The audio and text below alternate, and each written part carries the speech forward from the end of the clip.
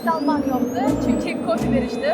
O'rtoqlar, bugun ko'rgazmaning ikkinchi kuni va biz tadbirga tashrif buyurganlarga ko'rgazma haqida va banklar haqida qisqa savollar berib ko'ramiz. Bugungi kunda qaysi banklar aholiga yaxshi xizmat ko'rsatyapti deb o'ylaysiz? Hamma bank Agrobankdan kelib chiqsak, ishchilarning muomalasi, yengilliklari juda ko'p. Borsa masalan, qolmaysiz. Plastik karta ochilmoqchi bo'lsa, yengil taraflari juda ko'p. Menimcha Asaka bank o'zi kerak. O'zim hozir bu yerda Asaka bankdan Mastercard ochtirdim.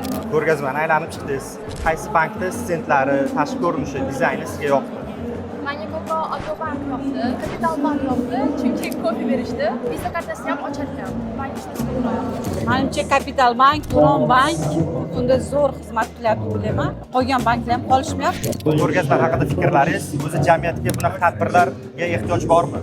Albatta bor. Bugun o'zimiz ham banklar faoliyati, omonat qo'yish yoki oddiy xalqqa kredit ajratish to'g'risida ancha ma'lumotlarni so'rab, o'rganib oldim. Aholiga xizmat ko'rsatadigan eng yaxshi banklardan biri bu Smart Bank, onlayn bank. Undan keyin Asaka bank bor. Ko'plab banklar bor. Demak, aynan shu banklarni boshqalarga bemalol tavsiya Boshqalarga bemalol tavsiya qiladiganim Asaka bank bilan menga eng yoqqani Smart bank bo'ladi.